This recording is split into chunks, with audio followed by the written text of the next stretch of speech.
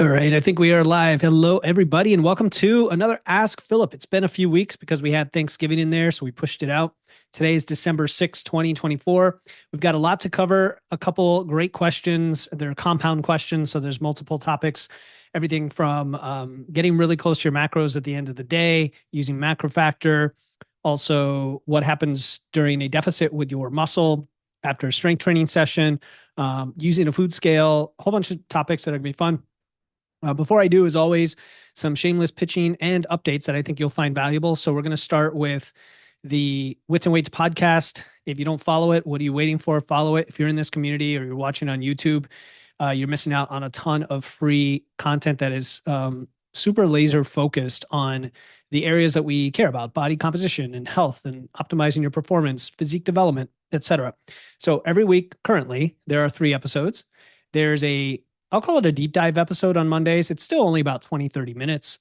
This week, it's on the difference between counting things that don't necessarily matter for weight loss versus tracking what does matter for fat loss. The nuances between that, kind of a roadmap. What should you be thinking of to stay on track?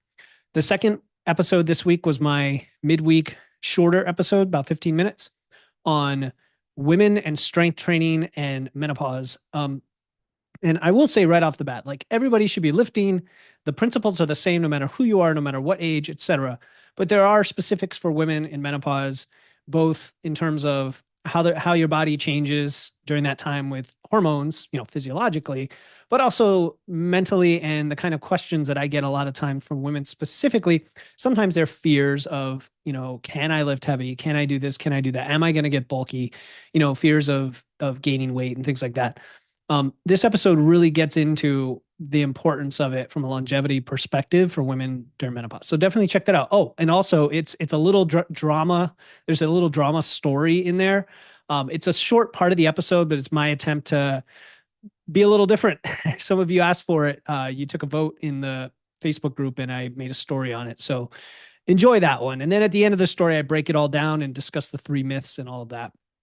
And then today's episode is about testosterone. Now, although it's geared toward men because it's TRT, I think women will get a lot out of this because I do talk about conversations and like support structures. And I think it's good that we're all educated on this. If you have men in your life, or if you are a man, about testosterone. Allie is really amazing. She goes by the moniker Queen of Men's Health, and she tells it straight. She will tell you when a protocol maybe isn't appropriate and things like that. So we get into those nuances of what's wrong with the industry today, so you don't get caught on a protocol that is actually worse for you.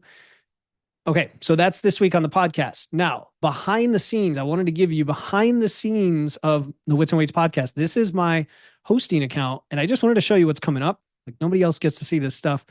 You can see where we are here. The episodes that just came out this week.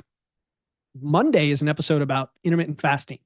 And I was telling, I think it was Tony, actually, you might be watching this, that it was 7 myths, but it's actually 10. I forgot it was 10 intermittent fasting myths that need to die. It's all the big things you've heard about with intermittent fasting, maybe some things you haven't, like, does it give you cognitive benefit, right? We're going to dispel all those myths. Then there's an episode on my experiment with peptides. So I went through that. I'm done. And I talk about it. So if you're interested in peptides, check that out. And then there's a few more coming up as we close out the year. Very excited for all of that. And then I wanted to just, again, plug a new podcast that you might find interesting called Nutrition Science Daily. And it's a daily, like it says, my goal is to get it under 5 minutes. I did that for the first week. The second week, some of them might be 5.5, but close enough. And each episode covers one news item or scientific paper or something like that that's come up recently. It might even be related to the new Trump administration health picks, for example, but I don't get into politics. It's just, hey, be aware, here's what's going on, and then here's practically how you can apply this to your life. For example, today's episode is on a low-cost, trendy new protein. Spoiler alert, it's beans, but it's become trendy again, and it's also become not fashionable, but because of inflation and people's grocery bills and how expensive it is, more people are looking at beans again. And then I talk about all the benefits and how you can incorporate beans in your diet. So check out Nutrition Science Daily. You can find it on all platforms. And let's get into the questions. So that's all my pitching for today, other than anything I might pitch in the middle of my answers. We'll see. So, and I know Emily commented, so hopefully we cover this in the live, and if not, I'll address it later. So, in Ask Philip, this is your chance to ask me questions, and I will answer them. And I tend to go in more detail than like on a podcast question where it's a little more generic, a little more polished and generic. So here I tend to dive in, give you my stream of consciousness, and see how I can help with what you're trying to achieve. The more specific, the more context about you, the more I can help you. So Emily, we have two questions, one from Emily, one from Mayan. Mayan, I hope I pronounced that right. Emily says, talk about macrofactor. I joined yesterday from the land of MyFitnessPal. Congratulations. Congratulations on making the massive upgrade to a tool that will help you. I don't have a specific question other than it's helpful to hear your insight. My goal is weight loss. I'm running and weightlifting. My current calories on there seem high. Did you edit this? You might have edited this comment since I saw it last. I'm running weight. My current calories on there seem high, so I guess I've been under eating. Yesterday, I ate a bowl of blueberries and 20 mini caramel rice crisps to get me close to the goal. And then I said, I'd be happy to talk about it. Anything you want me to go over. And then she said a few other questions, which we're going to address shortly. I don't want to overwhelm the video here by getting ahead of myself. So starting at the top, she asks about macrofactors, says she is trying to, so her goal is weight loss, which to lose weight. And for anybody who's followed me for a while, I prefer the phrase fat loss. I like to just kind of train my brain to use that term, knowing that we're trying to improve our body composition, right? We're trying to build some muscle, lose some fat. It may or may not happen by losing scale weight. For a lot of people, it does, right? It requires some cutting at some point. So I get what we're trying to do. And of course, in macrofactor, the goal is lose weight when you set it to that. So we're looking here at Emily's calories and macros, about 2,300 calories, about 140 grams of protein. She, hit the protein, came around on the fat, a little bit under the carbs, but overall looks great. Like if I see around 90%, 90 to 110% on these, it's close enough, right? It's good enough. And she has the fiber here, 34 grams of fiber. Love that. Really love that, Emily. So her question is, the calories seem high, so I guess I've been under eating. If you just joined yesterday, here's my advice, Emily. Let me start again. Go ahead and retroactively update the last 20 days or so, like 3 weeks in macrofactor with your scale weight and your calories. So assuming you were weighing every day, but put what you have, put in your scale weight, and then from MyFitnessPal, you can put in the daily calories. It doesn't need the macros in the past. Just put the calories in there so that the expenditure algorithm updates sooner. Otherwise, you're going to have to wait about 3 weeks before it actually has an accurate assessment of your calories. Your expenditure may be 1,800. It may be 2,600. It doesn't really know until it has about 3 weeks of data. So that's my first advice. If you need more help on that, let me know below. And then you said my current calories on there seem high, so I guess I've been under eating. So once the calories do get dialed in, and if this is a weight loss goal, then this assumes a deficit from your expenditure. So your expenditure itself might actually be higher than this. After about 2 to 3 weeks, that is a good indication of your expenditure. And if you follow the targets in the app, it should get you toward the goal that you want. So then let's go to your questions, right? You said, what do you eat to close out macros when you're super close? What are your go-to protein sources? And grams are confusing as I don't weigh. All right. So the first one, what do you eat to close out macros when you are super close? So how do I want to answer this? I think I already mentioned that we should think of these as minimums or ranges. So this is the way I would do it. I would think of protein as a minimum and then calories as a rough target or range. And keep it simple to start, meaning, by the end of the day, you want to hit your protein and you want the calories to be within, let's say 90 to 110% to start. If you can be more precise, awesome. But we want to be super flexible. And your fats and carbs can float around a lot, right? Unless you're going for a low carb approach or a high fat approach or something, these recommendations are in the ballpark, but if it's high on one, low on the other, there's trade-offs you can make. Protein, though, is the one I would want to get. So when you say, what do you eat to close out macros when you are super close? Did you already meet your protein? And are you already close to your calories? In which case, I don't care about the macros. If your protein is far short, but you've hit your calories, I don't really want you to necessarily try to make up the protein at the end of the day and go over on your calories. You can do that occasionally, but if you do that frequently, then there's a imbalance in your macros. You just have to replan your meals, right? To lower the protein, increase the fats and carbs so that everything lines up. If you are short on calories and short on protein, that's easy. Just go for protein.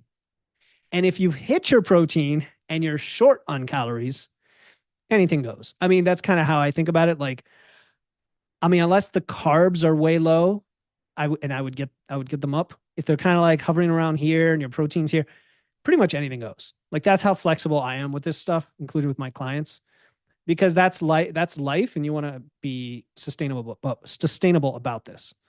All right. So I hope that answers that piece of the question. As far as go-to protein sources, geez, there's so many. There's whole foods like chicken breast, lean ground beef, turkey, salmon, pork, all the tofu and soy-based products.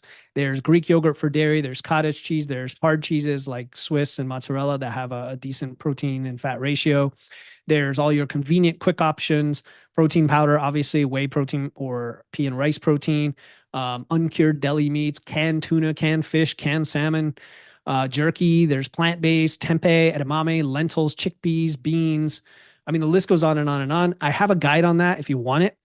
But my go-to protein sources are everything. So if you mean like at the end of the day, it's going to depend on, are you trying to get pure protein? If it's pure protein, you're looking at something that's very protein dense. So it might be like just a casein powder with some almond milk mixed into a pudding kind of thing.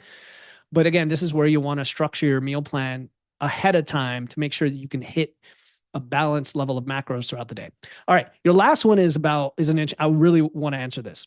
Grams are confusing as I don't weigh. Mom of 3 and we are busy over here.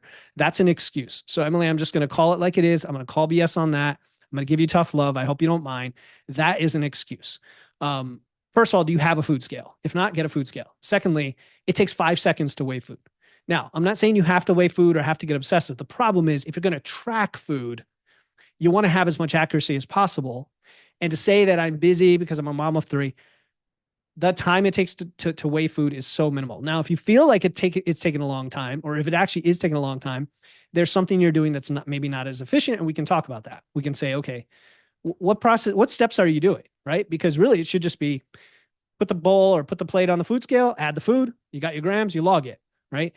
If anything, that gives you more peace of mind than not logging, because then you start to train yourself about on how many grams are in certain foods, and that actually improves your intuition and improves your estimation skills.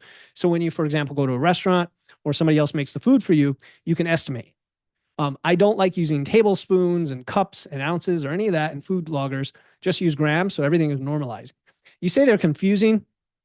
They're confusing if you don't weigh, for sure, because you don't know what 100 grams of chicken looks like. But once you start weighing chicken every day with grams, you'll know what 100 grams of chicken looks like. And then you'll know what 100 grams of yogurt and 100 grams of broccoli. So that is my answer to it. I know others would be like, well, you can use palm size and you can use portions and this. To me, that's even more complicated. Like, you got a food scale, you've got the food, just weigh it. It takes 5 seconds. So let me know if I triggered you, or if you think that's helpful, or if there's something else that I didn't get in all of that. But I'm pretty strongly opinionated that just weigh your food, right? You're not going to weigh your food at the holiday party. You're not going to take your scale to a restaurant. You're not going to take it on vacation, but you'll do it at home when you prep your own meals, and you'll train yourself on what precision looks like instead of eyeballing it, because then you could be off by hundreds of calories. I mean, look at peanut butter is a great example. There's memes online about like a tablespoon of peanut butter, and you have like a spoon that has a little mound and then a spoon that has a huge mound, and they're like, this is a tablespoon, and the difference is like 400 calories. So those are examples where it could really throw off your tracking. Okay, So, and then the last thing about Macrofactor is they have a great help site. Just Google it, Macrofactor help. It is amazing. It covers everything. Okay. And it even gives you strategies about some of this stuff, not just the functionality of the app, but like the actual principles of food logging and stuff. And then I think I briefly mentioned in our group coaching program, Physique University, we do have a course called Macrofactor Mastery that's being expanded over time. And that's just that very light pitch for that. I'm just going to say if that's something that interests you. Okay. Mayan has the second question here. I like this one. If you're strength training in a calorie deficit, so anybody watching who's done a fat loss phase and you're training, that's what we're talking about. Your body doesn't have extra calories to build muscle. True. What is actually happening after a session? You're breaking down the muscle, but then it just repairs at the same time. But if you're getting stronger despite the deficit, how is that possible without the muscle getting bigger? Okay, let's cover each one. So the first one is what happens in a deficit. When you're working out, you're tearing your muscle fibers. We call this micro trauma. And then your body repairs them, right? And so your body's going to prioritize repair first before it builds additional tissue, mainly because it doesn't have the surplus energy, as you surmised, needed to trigger hypertrophy, growth, right? Muscle growth, hypertrophy. This is called muscle protein turnover, where MPS, muscle protein synthesis, works to repair and preserve muscle, and then protein breakdown is reduced as long as protein intake is adequate. And so this is why you have to have even more protein during fat loss, because that ensures the protein breakdown is reduced. By the way, carbs also help with this process. Carbs also help, but it's hard to get enough carbs in fat loss because we need a lot of protein as a priority. So that's what's happening, right? Is the tearing, it's the synthesis versus the breakdown, and you have to prioritize the recovery and the avoidance of breakdown first, and then you have the synthesis, but you don't have enough calories coming in, so that might not happen. The second question is about strength gains without size. Okay, this is a huge misconception. Strength and hypertrophy oftentimes are not correlated. So I know we simplify it, and I've even said it before, where like strength is a good proxy for hypertrophy, but there are many cases where it is not correlated. The first one being neurological efficiency, your brain getting better at activating motor units, and now you can recruit more fibers, muscle fibers during a lift. So you're recruiting more of what you already have. Right? Your brain is getting smarter about the movement, getting more efficient at the movement, and so it expresses itself as greater strength, but nothing physically has changed other than the neural connection. Secondly, strength training is a skill. At least we should treat it as that. So when you practice a lift repeatedly and you continue to do it week over week to progress it, it also makes you more efficient at the movement. And then you can lift heavier, even if you have the same muscle mass. And then finally, you've got connective tissue, right? Tendons and ligaments, and that helps with the output of force as well. And those gradually improve and strengthen along with the muscle and the bone as you go through this process. So you can definitely increase strength in a deficit to a point, right? There's at some point it's going to like plateau, and these effects will be minimized relative to the effects of having less energy and losing weight. And that's why I care more about relative strength, right? Are you able to produce force equal to or more than your relative to your current body weight? So as you're losing weight, that top end is going to come down, but that's not necessarily a bad thing. And even if you're not building new muscle, the strength training itself signals to your body to prioritize retention of the muscle over the fat loss, and then ties into the first thing we talked about. And if you don't do this, that's where the stuff hits the fan, because you're going to lose fat and lean mass. So we don't want to lose lean mass. If you're getting stronger, I think, what did you say here? If you're getting stronger, how is that possible? I mean, I think I just answered the question. In fact, encourage my clients when they're in a deficit to assume that they're trying to build muscle and strength and go after it and train hard. At some point, they might hit a wall. In that case, we look at autoregulation, which is you might train with proximity to failure, but not necessarily get the same amount of reps. And yet to your body, it's the same thing. You're still getting the stimulus needed to hold on to the muscle. So I hope that answers your question as well. And if it does or it doesn't, either way, like the video, please. Comment below. Let me know you heard this. Let me know any follow-up questions you have, and then I can answer them in the chat below. Same thing if you're watching on YouTube, you could put a comment in, or I encourage you to join our Facebook group to have the full conversation and community there. With that, I hope you all have a fantastic weekend. I think we're going to have one more of these in a couple weeks in December before we get to the new year. I wish everyone happy holidays as the hustle and bustle picks up here. Keep training, keep lifting, keep tracking and doing all the things. And I'll see you on the other side. Have fun.